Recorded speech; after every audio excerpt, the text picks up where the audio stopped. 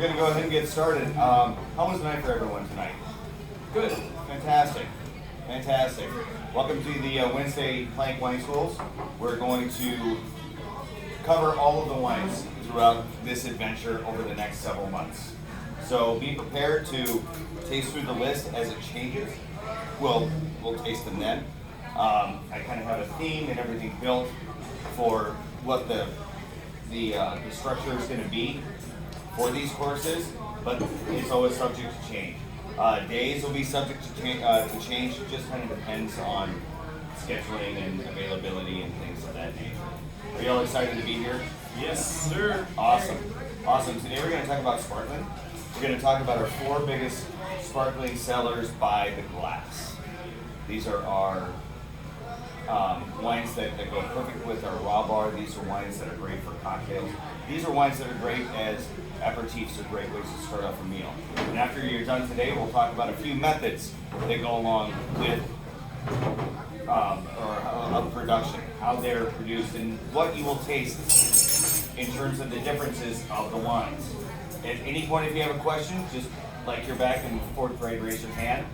So I can recognize that you have a question. You have a beautiful little packet that I put together for you. Follow right along. We'll go in order in terms of the wines, what we're going to talk about, how it works. If you have a pen, please feel free to take notes. One challenge that we had at Plank Omaha was people would leave these behind.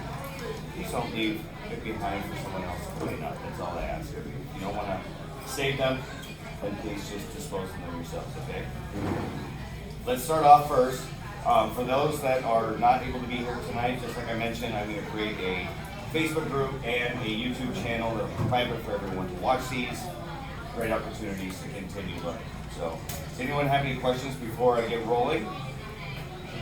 Okay. The very first thing we're going to do is how to properly open a beautiful bottle of bubbly. Okay? Never, ever try to rip the foil off the top. Number one, these have a lot of pressure. These cages do help keep them on, but there's, like in a bottle of Tank Method, there's 60 pounds per square inch in this bottle. In a traditional method, there's up to 72 pounds per square inch. That can actually shoot off, hit you right in the eye and knock it out. Although those types of injuries don't often happen, it can happen. The second thing, see these little tabs that they put on here? Supposedly for convenience, they're really not convenient. A lot of them tear halfway through and you'll end up fumbling and struggling through service with these cores, okay? It's just, they're not the best method to go. So the best method, keeping the bottle firmly in between the index and forefinger is not to disrupt the label for the guest. Take your wine key, 2 nice, big, clean cuts around the neck of the bottle. Then at that point, you're just able to take that foil off right in your pocket. Okay? Step 2. Using your serviette, get a nice little bit of pressure. You can fold in the force however you want to do it with your thumb, and then it's okay to just use your knee to protect just in case this does come off, okay? Now the trick is you got to find where this is. So in this instance, the label may face away from the guest. Just going to be the same. Or you can switch hands if you're comfortable doing so. So I'm holding it with my thumb, there's no pressure. Hold it away from your face. Hold it away from the guest. So if Whitney was my guest, I'm holding this in a direction that it won't come off. If it does happen to pop off, and pop her in the eye. We don't want that to happen, right? Maybe we do. I don't know. 6 twists every single time. It's 6 twists. Any bottle of sparkling, the cage is always 6 twists. Now, at this point, the cage has served its purpose. We protected the guest, take it off, just discard it in your pocket. Now, some in the Court of the Master Sommeliers will say, you never know, they may want to keep it, they may want to hold on to it at the table. If they do, they'll ask you for it. But otherwise, just like a Stelvin enclosure on a white wine or a red wine, just a screw top, it's garbage at that point. So don't leave it on the table. Again, hold it away from the guest. The best angle is a 45-degree angle. Pressure with the thumb. Don't twist the cork, twist the bottle on the bottom. If you're twisting the cork, you're actually just driving it in. But if you're twisting the bottom, and this golden love, we all know it's really challenging. There we go. No sound. We're not disrupting our guest conversation. We're not disrupting the dining room. We're not running the risk of all of that wine spilling out and having to replace it. Because once it pops, you're putting so much air in there at one time with all that pressure, it's going to explode out. Next week, we'll teach you how to saber it. You all guys ever seen that? Saber it. Oh. We'll start doing that. So, I've got 2 champagne flutes in front of me. The first thing that you do, after you pour a sample for the guest with you, we're going to pretend that you are our guest. Please go ahead and accept the sparkling wine. There's 2 ways to do so. For you as guests, you can smell it, or you can smell and taste. The idea of accepting the wine is simple. They've already purchased the bottle. They're not going to tasting it to see if they like it. They're tasting it to see if it's not diseased and it's good. That it doesn't have TCA, or it doesn't have any disease in the wine, or it's not acid fine. It's not to say, oh yeah, I like that. I'll go ahead and take it. No, you've already ordered it, okay?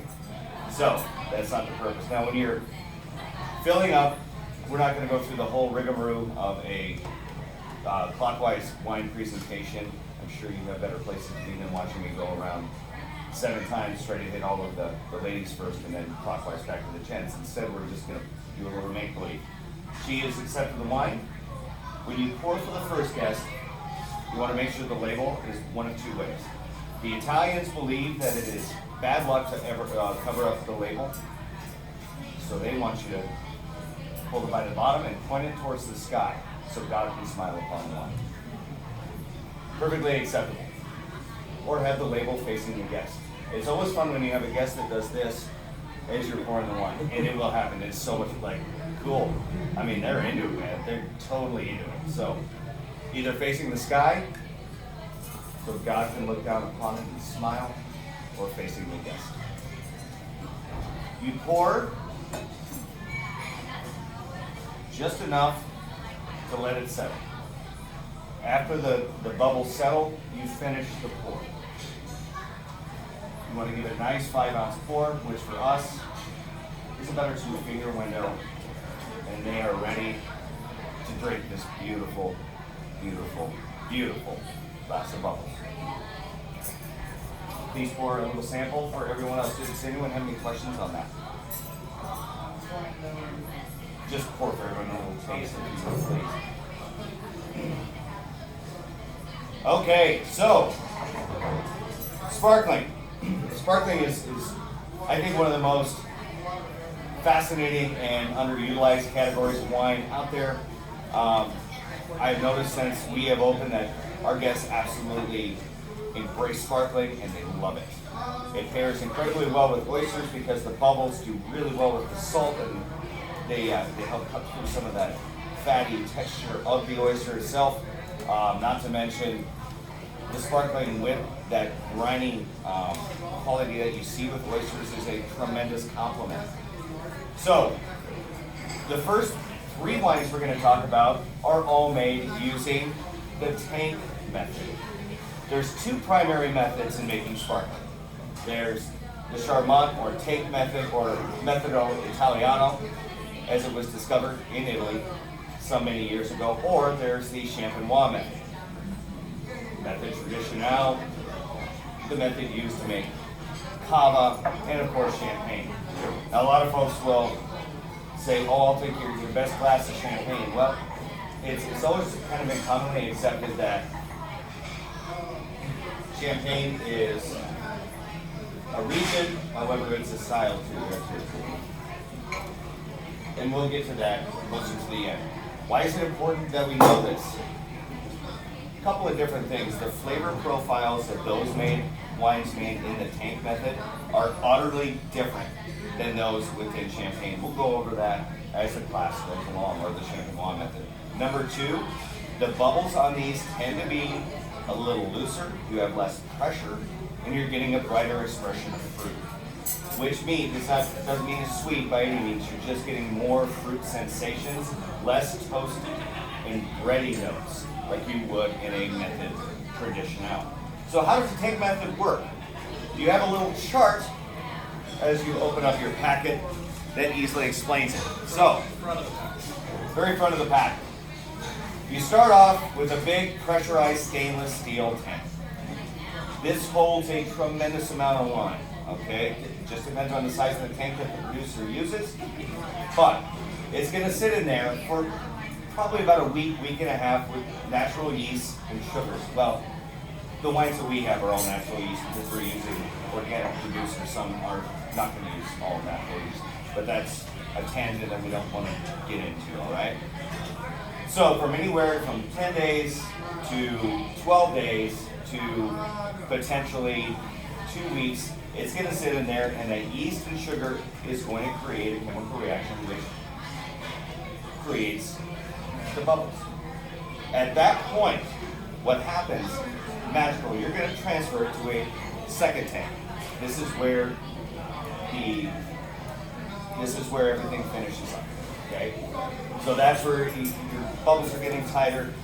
That's where your wine really is developing the final touches for flavor. Now, at that point, you put it through a filtration machine. You want to get that yeast out of there, right? Gabriella, do you want to drink yeast? No, it's somewhat unpleasant on the palate, okay? So after it goes through the filtering, there is a dosage. What does dosage mean? It means to exit. It's the dosage. It's the dosage. Dosage means to add the dose. So what's happening here is you're adding just a little bit of sugar and refinement into the bottle to finish it up, and then it is corked and out for sale. This process takes a very short period of time. You can do it in very large quantities. Therefore, a lot of the sparklings that you see that are made in this way are a lot less expensive. This was actually created by the Italians for that purpose. All right? It was a doctor. There's a whole story behind him, but he really liked sparkling and didn't love paying the price of French Quarter. So, welcome Prosecco. There's a lot of other sparkling areas of production that are utilizing this method now. You'll see on your second page, actually, a few of those Lambrusco, Prosecco that do use this method. In South America, where we are traveling to for this wonderful Golden Love Chardonnay Brut, non-vintage, that is the preferred method for their sparkling production. That way, how many of you guys drink a lot of South American vino? So you know it tends to be a little bit on the less expensive side.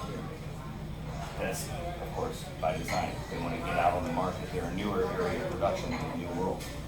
Plus, grapes grow tremendously well in Chile and Argentina. But you'll see in South American production that they're going to use this tank method. So this Golden Love is 100% Chardonnay.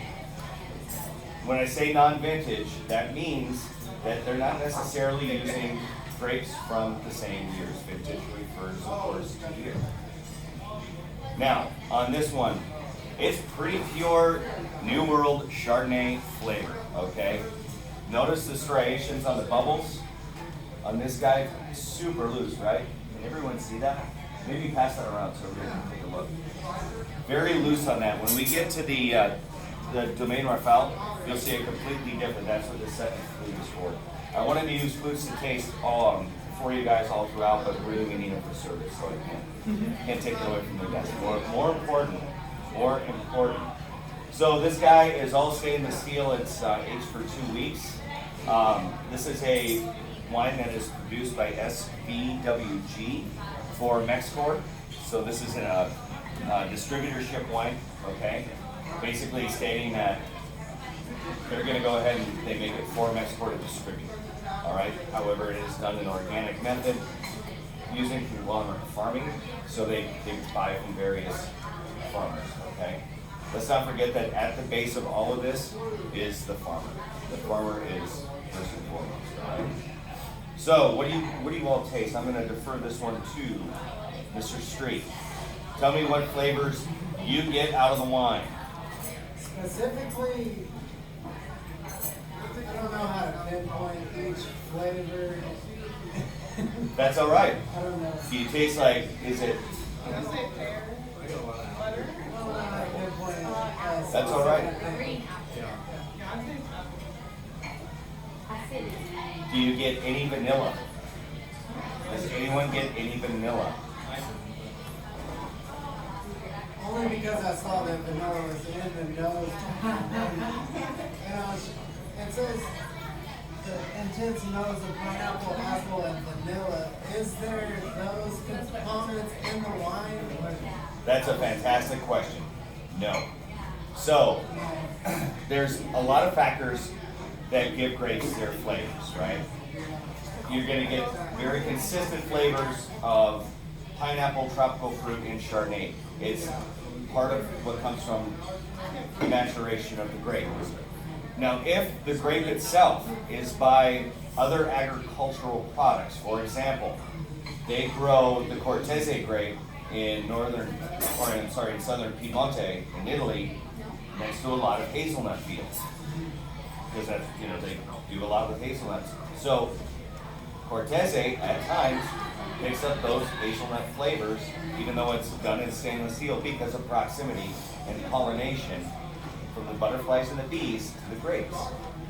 So if someone says in Nebbiolo I get tomato, I get a lot of tomato in Nebbiolo, it's very possible that it is very close to some tomato plants. But grapes, certain grapes just have characteristics where they pick up those flavors. It's just the nature of the grape itself. Great question. Great freaking question. You do get that a lot. People will say, like, do they actually put peach in it? No. No, it's just the nature of the grape. It's what the juice produces for flavor. What are your thoughts on Golden Love Chardonnay Brut before we move on? Do we think that this is a nice pairing with oysters? And why? The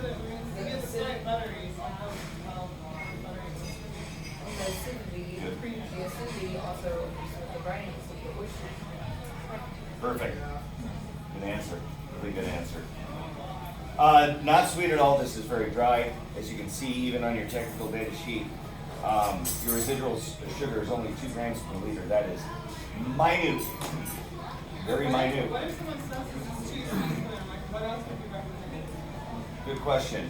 That's where you'd want to probably go on to your more traditional methods, because if we're talking tank methods by the glass, those are both going to have a lot more fruit. So that's where you probably want to move on to the Riefel or the Domaine Carneros, if they want to stay in the sparkling category. There's nothing sweet about this wine per se. It's just, it's got fruit. It's got tropical fruit. People have the wrong misconceptions about it. Yes. They think fruit or they think sweet. Or some people think that dry is somehow the opposite of sweet as well. It's just a misconception. And that's why we're here to educate you guys so you can participate better. You still think we'll have fruit in your barrels black. Is that right? Butter, toast, brioche, things of that nature.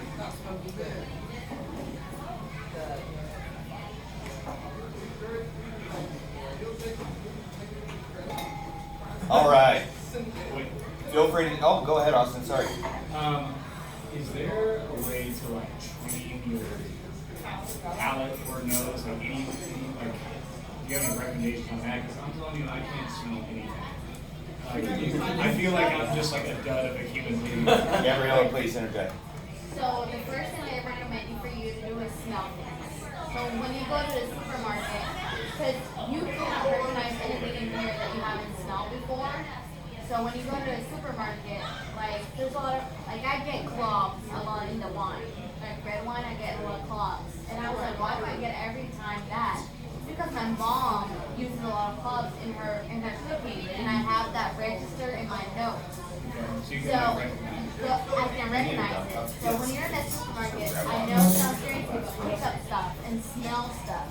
and that way you can recognize more, and your nose will register that smell, and that's what I was in sales chat. And your nose will pick up that smell easier rather than, oh, I just smell alcohol. Okay. I don't know. No, that's exactly. Just like what's it, fruits? Vanilla, fruit, a lot of red fruit, like smell. I know it sounds crazy, but Also, I do it all the You're time. You're gonna be able to taste it a lot No, dude, well before you you will. smell it. You I will. thought you were about to comfort me. No, you will, but We're gonna look great. if you want to train it, that's how you'll Okay. start to get it, man. They sell some Great smell question. kits, and like smell kits, yeah, right, Adam? Yeah, I got one at home. Yeah. And you can like taste wines with the smell kit and actually like train your. It's training your nose, Yeah. pretty much. There's weird notes too, like in certain red wines you'll get leather. Oh, yeah. You get like ammonia in certain white wines as well. Tobacco, Yeah, like sure, I had Chardonnay is never, known for I had that never khaki smoked smell. tobacco before. Like I'm not a smoker, and I don't like the smell of it. So when I smell it in a wine, I didn't know how to identify it. Now I know. Is this So the new one? it's a lot of going It through looks a and lot cooler. smelling different things. I don't, oh, actually, I did report on that one. I So, reported on that one. Does that make sense? yeah, no, it makes sense. It's just like, you need to be able to recognize it instead of just like, I'm not gonna smell something that I'm not familiar with Correct. and know what Yep. it is. Correct. So is that gonna train my sense of taste as well? Yes. Yes, it will. Okay. Smell and taste, and I mean. It's all hand in hand. Yes, sir. Okay. Cool. Thank you. Moving on to our second tank method vino. Prosecco is one of my favorite vinos to taste out there. Belstar is our Prosecco. Really cool family story, 5 generations of production. So really, 5 centuries of vineyard ownership and 5 generations of production of Prosecco. And I always got to look at this one because it's Valdobbiadene, which is also a DOCG level Prosecco. They're a little larger producer when it comes to Prosecco. Most of your Prosecco producers produce millions of cases. Okay, they are no exception. They have 35 plots, 177 hectares, which a hectare is 1.5 acres. So I mean that's a lot of land. Okay, that's a tremendous amount of land. These guys are noted for their artistry in the bottles. They're noted for giving back to the community. That's something that they do. They have great many charitable foundations within that community in Italy, and just a great family considering that they've been doing this for how long? You know, let's show them with love, okay? Now,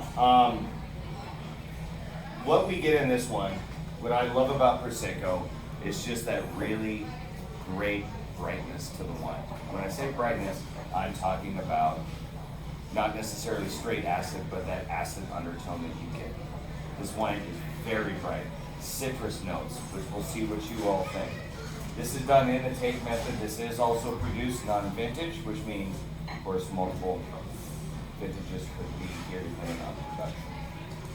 This one is, in terms of technical data, stainless steel for 2 weeks. First fermentation. They do a second fermentation for another 10 days. So this for Prosecco goes for a pretty long time on the fermentation side. So that's how they're able to keep us with the vino. Thoughts? It definitely tastes more citrus than this one.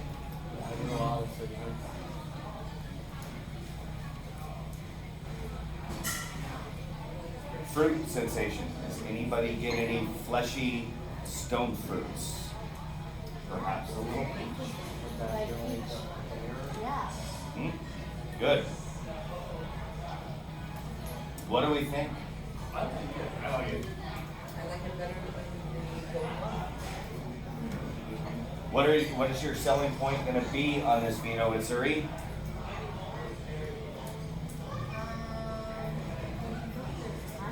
So if someone asks you, what do you think of the Belstar Prosecco?